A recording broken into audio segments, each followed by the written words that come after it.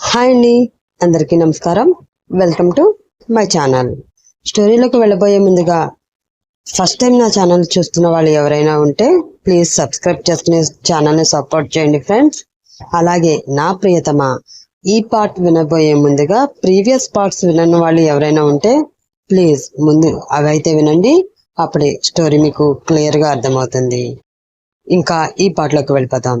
నా ప్రియతమ పార్ట్ 46. శోభన ఏర్పాట్లు చేశారని ఆదమ్మ చెప్పడంతో షాక్ అవుతుంది మైథిలి. తర్వాత ఏం జరుగుతుందో చూద్దాం. మీ పక్కింటి పంకజం సంగతి పక్కన పెట్టి కాసేపు నేను కూడా నీ కూతురు లాంటి దాన్నే అనుకుని ఈ ఇంటి నుండి పారిపోవడానికి దొంగదారి ఏమన్నా ఉంటే చెప్పు ఆదమ్మా ప్లీజ్ అని దీనంగా మొహం పెట్టుకుని అడిగింది మైథిలి.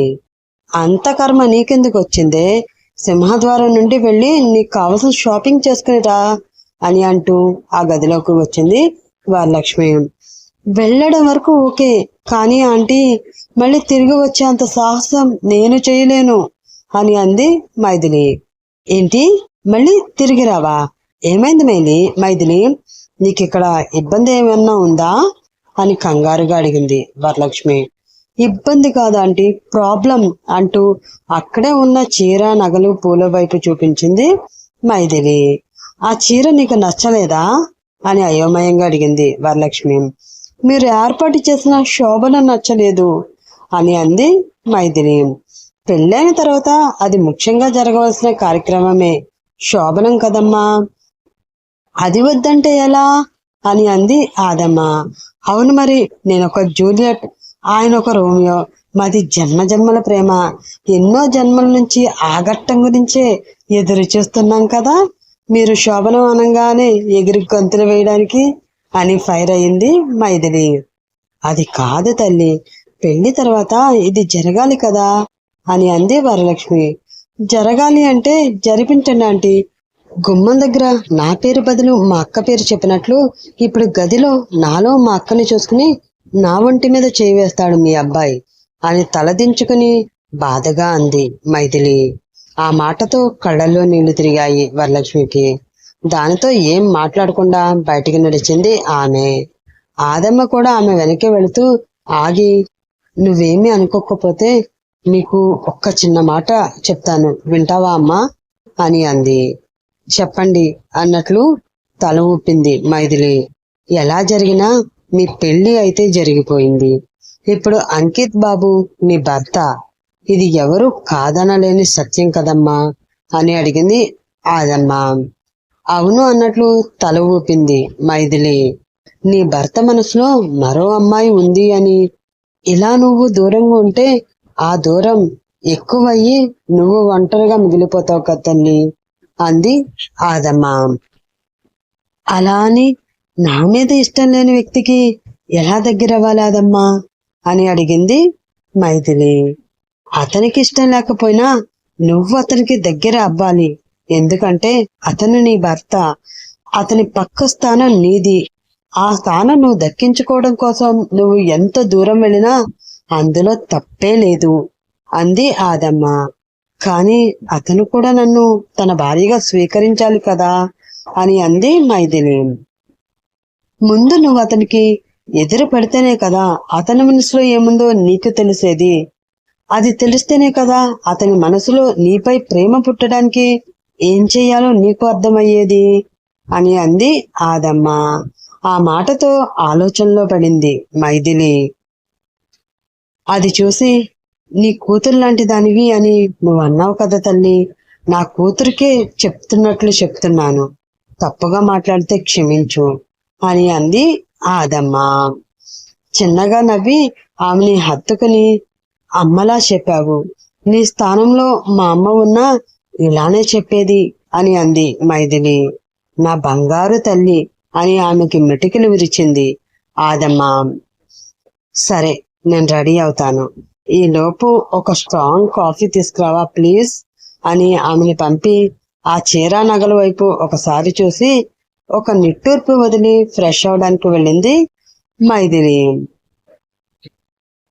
శోభ ఇచ్చిన చీర నగలు తీసుకుని సాత్విక్ ముందు నిలబడింది మనోజ్ఞ.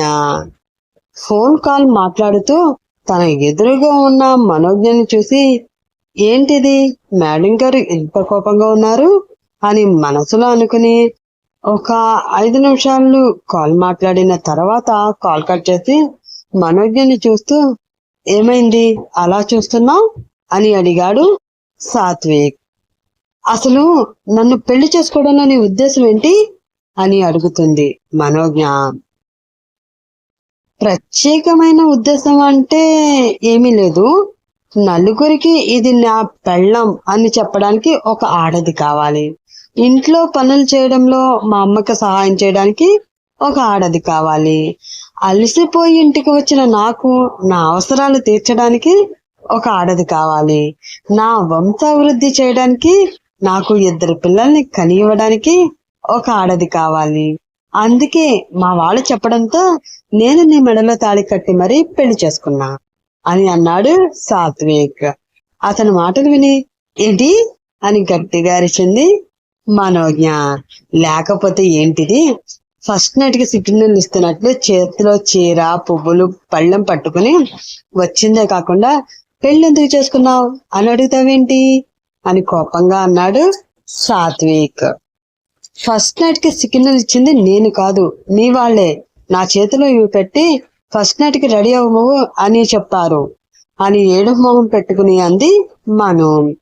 అయితే వెళ్ళి రెడీ అవ్వు అని చాలా కూల్ గా చెప్పాడు సాత్విక్. ఏంటి రెడీ అవ్వాలా? నన్ను చూస్తుంటే నీకు బాగా వెటకారంగా ఉంది కదా అని అంది మనోజ్ఞ. ఇందులో వెటకారం ఏముంది మేడం? తాళి కట్టినంత మాత్రాన నేను నీ భర్తని కాదు, అలాగే రెడీ అయినంత మాత్రాన మన మధ్యన శోభనము జరగదు కదా. ఏదో పెద్దవాళ్ళ సంతృప్తి కోసం పెళ్లి ఎలా చేసుకున్నామో ఈ శోభనం కూడా అంతే అని అన్నాడు సాత్విక్. అంటే వాళ్ళ సంతృప్తి కోసం అబద్ధపు శోభనం చేసుకుందాం అంటున్నావా అని అంది మనోజ్ఞ. వాళ్ళేమి గదిలోకి వచ్చి మన మధ్య ఏం జరుగుతుందో చూడరు కదా, అందుకని వాళ్ళ ముందు ఈ శోభనం ఇష్టం ఉన్నట్లు రెడీ అయ్యి గదిలోకి వచ్చాక మహారాణిలో నువ్వు బెడ్ పై పడుకో, కూలివాడిలా నేను ఏ శోభలో సెటిల్ అవుతా అని అన్నాడు సాత్విక్. అంతే కదా, దీని వెనక కుట్ర కుతంత్రాలు ఏమీ లేవు కదా అని అనుమానంగా అతన్ని చూస్తూ అడిగింది మను. నువ్వు మరీ అంత అనుమాన పడడానికి, నీ ఫిగర్ ఏమీ అంత గొప్పగా ఉండదు. కుట్రలు చేసి మరి నేను సొంతం చేసుకోవాలని చూడడానికి అని అన్నాడు సాత్విక్. సిచ్చినోడా అని మనసులో అతన్ని తిట్టుకుని చంపేసేలా అతన్నే చూస్తూ ఉంది మనోజ్ఞ. నువ్వు చూసింది చాలు కాని వెళ్ళి రెడీ అవుపో అని అన్నాడు సాత్విక్. అప్పుడే శోభ కూడా పిలవడంతో అత్తయ్య వస్తున్నా అని అంటూ అక్కడ నుంచి వెళ్ళిపోయింది మనోజ్ఞ. ఆమెను చూసి చిన్నగా నవ్వుకున్నాడు సాత్విక్. మయూర్ మీద కోపంతో గదిలో కూర్చుని ఉంది తనీషా. మెడ పట్టుకుని బయటికి గెంటుతాడంట. నేనేమన్నా వీడి ఇంట్లో పని మనిషిని అని అనుకుంటున్నాడా, లేక తాళి కట్టాను కదా ఏమన్నా నోరు మూసుకుని పడి ఉంటుంది అని అనుకుంటున్నాడా?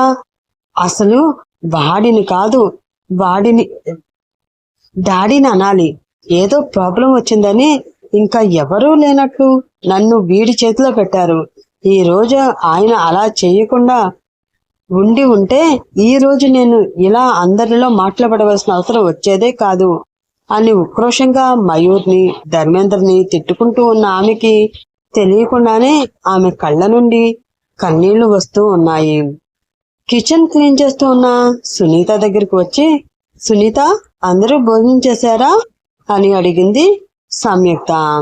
అక్క అందరూ చేశారు అని అంది సునీత.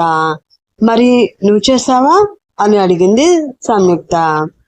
ఆ మాటకి తల వంచుకుని నాకు ఆకలిగా లేదక్క అని అంది సునీత. ఓ నిజమా? ఇలా ఎన్ని రోజులు ఆకలి ఉండదు అని అడిగింది సంయుక్త.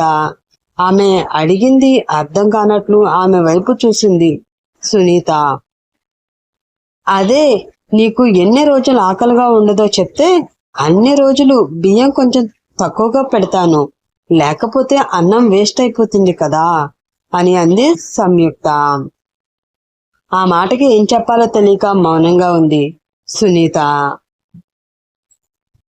చూడు సునీత, నిన్ను వద్దు అనుకుని వెళ్ళిపోయిన కూతురు గురించి బాధపడుతూ ఇలా తిండి తిప్పలు మానేసి కూర్చుంటే వెళ్ళిపోయిన మైత్రి తిరిగి వస్తుందా అని అడిగింది సంయుక్త. అది ఎప్పటికీ తిరిగి రాదు అని నాకు తెలుస్తుంది, కానీ ఆ విషయం నా మనసుకు తెలియడం లేదక్క. అనుక్షణం దాన్ని అది చేసిన పనిని తలుచుకుంటూ కుమిలిపోతూనే ఉంది అని కన్నీళ్లతో చెప్పింది సునీత. బాగానే ఉంది సునీత, నిన్ను కాదే అని వెళ్ళిపోయిన కూతురు గురించి నీ మనసు బాగానే బాధపడుతుంది. మరి నీకోసం ఇష్టం లేని పెళ్లి చేసుకున్న కూతురు గురించి నీ మనసు బాధపడడం లేదా అని అడిగింది సంయుక్త. సంయుక్త అడిగిన ప్రశ్నకి సునీత ఏం సమాధానం చెప్తుందో నెక్స్ట్ పార్ట్ లో తెలుసుకుందాం. అలాగే ఈ స్టోరీ మీకు నచ్చినట్లయితే ప్లీజ్ లైక్ చేసి, షేర్ చేసి, కమెంట్ చేసి స్టోరీ ఎలా ఉందో చెప్పండి. అలాగే మీకోసం ఏ చోట ఉన్నా నీ వైపే వస్తున్న స్టోరీ ప్రోమో ఈ రోజు రిలీజ్ చేయడం జరుగుతుంది. అది గనక నచ్చినట్లయితే మీరు చెప్తే ఆ స్టోరీని డైలీ ఒక్క పార్ట్ చొప్పున ఇస్తాను.